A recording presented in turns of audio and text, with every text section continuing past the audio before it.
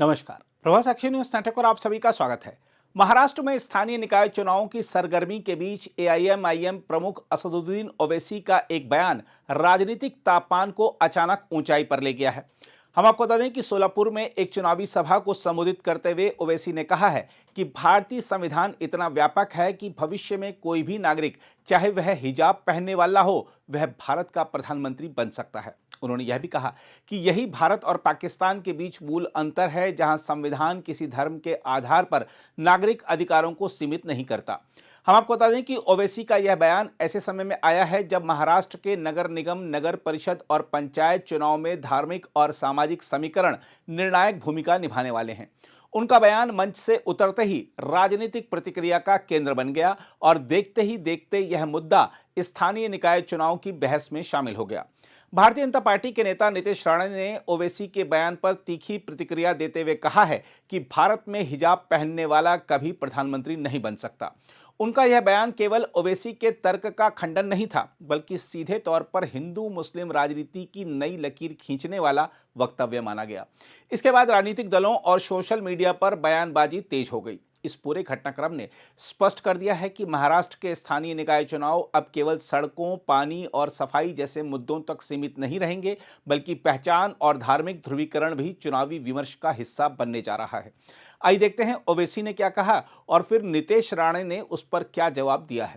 याद रखिए, सोलापुर को हम पुणे की तरह खूबसूरत बना सकते हैं, मगर ये लोग, बीजेपी के लोग इतने सालों से सोलापुर में बैठे हुए हैं, कुछ काम नहीं कर रहे हैं। यहाँ पर है, यहाँ की रजाई इतनी मशहूर, जीआई टैग उसको हासिल है, कुछ नहीं होता। हर चीज में आप देखो, अब इलेक्शन आ गया तो बोल रहे नहीं मेयर उन्हें बनेगा, मेयर इन्हें नहीं बनेगा। अरे बाबू, पाकिस्तान के संविधान में लिखा हुआ है कि सिर्फ एक ही मजहब का आदमी पाकिस्तान का प्राइम मिनिस्टर या सदर बन सकता है। बाबा साहिब अंबेडकर का जो संविधान है वो ये कह सकता है कि कोई भी भारत का नागरिक वजीर आजम बन सकता है, सदर जमहूरिया बन सकता है, चीफ मिनिस्टर बन सकता है, मेयर बन सकता है। और असदुद्दीन ओवैसी का ख्वाब यह है कि एक दिन आएगा इस देश में इंशाअल्लाह ताला, शायद हम और आप नहीं रहेंगे, मगर देखना एक हिजाब पहनने वाली बेटी इस देश की वजीर आजम बनेगी इंशाअल्लाह ताला। हम नहीं रहेंगे, शायद हम जमीन में जाकर हमारी हड्डियां भी घुल जाएंगी, मगर देखना एक दिन वो दिन आएगा।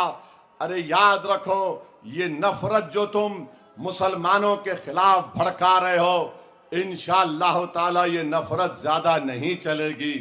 तुम खत्म हो जाओगे नफरत फैलाने वालों। मोहब्बत जब आम होगी तो लोगों को मालूम होगा कि कैसे जहर इनके दिलो दिमाग में भर दिया गया था। ऐसा है, इस तरीके की हिम्मत ये असदुद्दीन ओवैसी हमारे हिंदू राष्ट्र में करे नहीं। यह हमारा हिंदू राष्ट्र है, 90% लोग यहाँ हिंदू रहते हैं। हिजाब डालने वाले और बुर्का पहनने वाले महिला कोई भी ना पंतप्रधान बनेगी, ना मुंबई की महापौर मेयर बनेगी। जिसको पंतप्रधान और महापौर मेयर बनना है वो चला जाए आप इस्लामाबाद, कराची में, इधर उनकी कोई जगह नहीं है। चाहिए तो वो बुरखे वाली और हिजाब वाले पहनने वाले के साथ हम लोग उसी इसमें ओवैसी को भी बिठाएंगे और यहाँ से भगा देंगे। देखा जाए तो महाराष्ट्र की राजनीति में यह बयानबाजी सोची समझी चुनावी रणनीति का हिस्सा है। स्थानीय निकाय चुनाव भले ही औपचारिक रूप से नगर प्रशासन से जुड़े हों, लेकिन वास्तव में वे राज्य और राष्ट्रीय राजनीति की प्रयोगशाला होते हैं। इसी प्रयोगशाला में इस बार हिंदू मुस्लिम राजनीति का नया फॉर्मूला आजमाया जा रहा है। ओवैसी का बयान संविधान की आड़ में एक स्पष्ट राजनीतिक संदेश देता है। उनका उद्देश्य केवल संवैधानिक व्याख्या करना नहीं, बल्कि मुस्लिम मतदाताओं को यह संकेत देना है कि उनकी राजनीतिक आकांक्षाएं भी वैध हैं और उन्हें हाशिए पर नहीं रहना चाहिए।